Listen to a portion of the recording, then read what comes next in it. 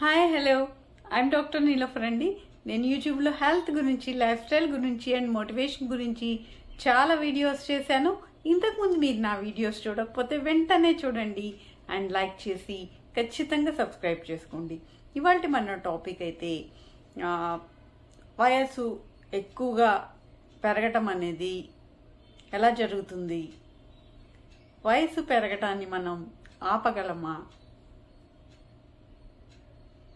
మనం మంచిగా వయసు ఒక పద్ధతి ప్రకారము న్యాచురల్గా పెరిగేటట్లు, తర్వాత మన వయసుకు తగ్గట్టు లేకపోతే వయసు కంటే కొంచెం తక్కువగా ఉండేటట్లు ఎలా ఉండగలము అనే దాని గురించి మనం ఇవాళ ఈ టాపిక్లో తెలుసుకుందాం. మరి మనం టాపిక్లోకి వెళ్ళిపోదాం. మామూలుగా వయసు అనే దాన్ని ఎవరూ మార్చలేరు. మనం ఒక 40-50 ఏళ్ల వయసులోకి వచ్చాక మనకి అయ్యో వయసు పైబడుతుంది, మీద పడుతుంది అనే ఒక ఆందోళన లోపల అందరికీ ఉంటుందన్నమాట.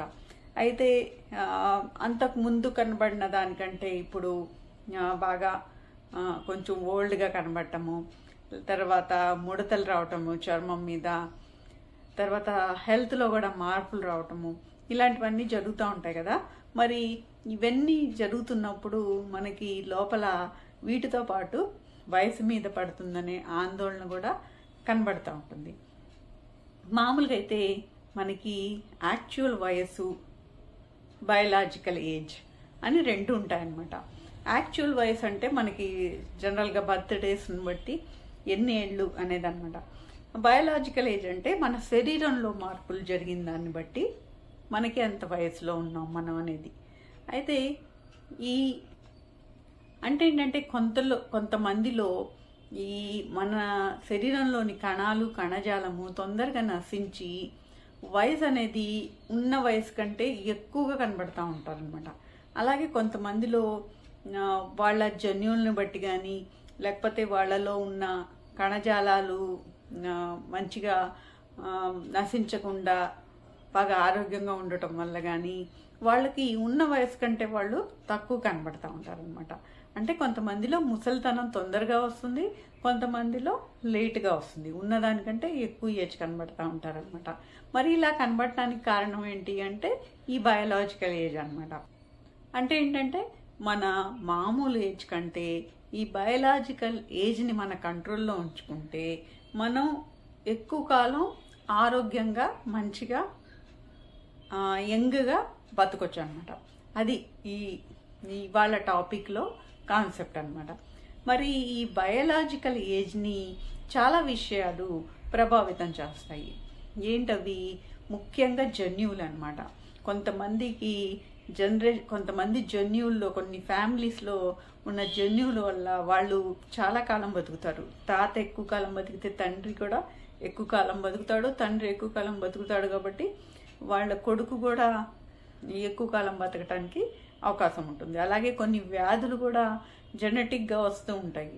కొన్ని రకాల గట్టి జీన్స్ వల్ల కొంతమందిలో అసలు చాలా ఆరోగ్యంగా ఏం వ్యాధి లేకుండా కూడా ఉంటారు. కాబట్టి ఈ జన్యువులు అనేవి ముఖ్యంగా బయలాజికల్ ఏజ్ని ప్రభావితం చేస్తాయి. ఇంకోటి ఏంటంటే మన అలవాట్లు అనమాట. మన అలవాట్లు అంటే కొంతమందికి స్మోకింగ్, ఆల్కహాల్ ఇలాంటి అలవాట్లు ఉంటాయి. వాటి వల్ల కూడా మన ఏజ్ అనేది తొందరగా పెరిగిపోతుంది. అలాగే మన ప్రతి అలవాటు కూడా, ఆహారపు అలవాట్లలో కూడా నూనె వస్తువులు ఇలాంటివి ఎక్కువగా తీసుకుంటే కనుక కొన్ని వ్యాధులు కూడా ఎక్కువ తొందరగా వచ్చేస్తాయి. కాబట్టి అలవాట్ల వల్ల కూడా మన ఏజ్లో మార్పులు జరుగుతాయి. అలాగే వాతావరణం, చుట్టూ ఉండే వాతావరణం కూడా మన బయలాజికల్ ఏజ్ని ప్రభావితం చేస్తుంది. అంటే కలుషితమైన వాతావరణంలో ఉంటున్న వాళ్ళకి ఏజ్ అనేది తొందరగా వస్తుంది. అదే కొంచెం ప్రశాంతమైన పల్లెటూరు వాతావరణం లాంటి వాతావరణంలో ఉండే వాళ్ళకి ఏజింగ్ అనేది తొందరగా జరగదు అనమాట. ఇలాగా బయలాజికల్ ఏజ్ని ఇవన్నీ ప్రభావితం చేస్తాయి. అయితే మన ఏజ్ కంటే బయలాజికల్ ఏజ్ ఎక్కువ ఉన్నప్పుడు మనకి క్యాన్సర్లు, మతిమరుపు, తర్వాత గుండె జబ్బులు, డయాబెటీసు ఇలాంటివన్నీ వచ్చేస్తాయి అన్నమాట.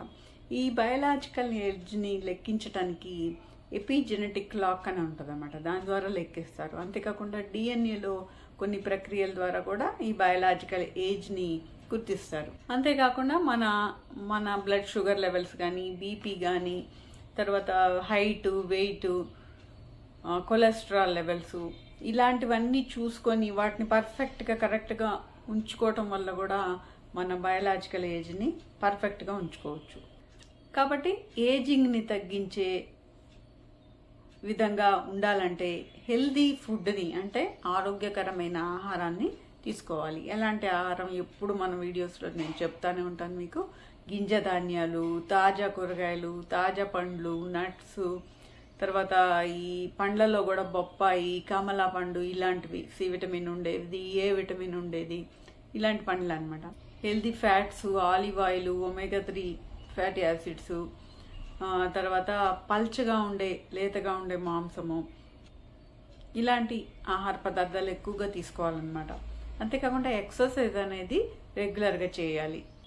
అంటే ఏంటంటే వారానికి ఒక 150 నిమిషాలు, అంటే వారానికి కనీసం 5 రోజులు 30 నిమిషాల చొప్పున వాకింగ్ అనేది చేయాలి. అంతేకాకుండా వారానికి 2 సార్లు స్ట్రెంగ్తనింగ్ ఎక్సర్సైజెస్ కూడా చేస్తే మంచిదనమాట. ఈ విధంగా ప్లాన్ చేసుకొని ఎక్సర్సైజ్ అనేది చేయాలి. అంతేకాకుండా బాగా నిద్రపోవాలి. జనరల్గా 7 నుంచి 9 గంటలు నిద్రపోతే మంచిది. మెయిన్ ప్రాబ్లం ఏంటంటే వయసు పైబడే కొద్దీ నిద్ర తగ్గిపోతూ ఉంటుంది. యంగ్ ఏజ్లో నిద్ర వచ్చినప్పుడేమో ఈ చదువులు వీటన్నిటి వల్ల పాపం నిద్రపోవటానికి కుదరదు వాళ్ళకి, తక్కువ సేపు నిద్రపోతూ ఉంటారు. వయసు పెరిగే కొద్దీ నిద్ర తక్కువైపోతుంది అనమాట. నిద్ర పోవాలన్నా కూడా నిద్ర పట్టదు. కాబట్టి ఎక్కువసేపు నిద్రపోవటం ఎవరైనా సరే, యంగ్ ఏజ్లో అయినా సరే, తర్వాత అయినా సరే 7 నుంచి 9 గంటల వరకు నిద్రపోతే మనకి తొందరగా వేరే ఆరోగ్య సమస్యలు అనేవి రావన్నమాట. ఏజింగ్ కూడా కరెక్ట్గా జరుగుతుంది. తర్వాత ఆందోళనని, స్ట్రెస్ని తగ్గించుకోవటము, ఒత్తిడిని తగ్గించుకోవడం, దానికోసం మెడిటేషను, యోగా లాంటివి చేయాలి. స్మోకింగ్, ఆల్కహాల్ లాంటి అలవాట్లు కూడా మానేయాలి. చెడు అలవాట్లు ఏమైనా ఉంటే మానేయాలి. మరి ఈ ఏజింగ్ని తగ్గించడానికి మందులు ఏమైనా ఉన్నాయా అంటే పర్టికులర్గా మందులు అంటూ ఏమీ ఉండవు. జనరల్గా యాంటీ ఆక్సిడెంట్ మందులు వాడితే, మామూలుగా ఇవి నేను చెప్పిన ఈ తాజా పండ్లు, కూరగాయలు, వీటిలో ఉండేవే ఆర్టిఫిషియల్గా యాంటీ ఆక్సిడెంట్ మందుల్లో ఏఈసి విటమిన్స్ ఇవన్నీ కలిపి తయారు చేస్తారనమాట. అవి వాడుకోవచ్చు. అంతేగాని విడిగా యాంటీ ఏజింగ్ మందులని చాలా చాలా కాస్ట్తో అవి ఇవి వాడమని చెప్తే అవి చూసి మోసపోకూడదు అనమాట. మనం న్యాచురల్గానే మన ఏజింగ్ని కంట్రోల్లో పెట్టుకునే విధంగా ఈ పద్ధతులన్నీ పాటిస్తే సరిపోతుంది. మరి అదండి ఈ టాపిక్ గురించి. మరి మీకు ఈ టాపిక్ నచ్చితే వెంటనే లైక్ చేసి షేర్ చేయండి. ఏమైనా డౌట్స్ ఉంటే కామెంట్ రూపంలో తెలియజేయండి. అండ్ సబ్స్క్రైబ్ చేసుకొని నోటిఫికేషన్ ఆన్ చేసుకుంటే ఇలాంటి మరిన్ని మంచి వీడియోస్ మీరు చూడగలుగుతారు. And thank you for watching. మరొక వీడియోలో మళ్ళీ కలుద్దాం.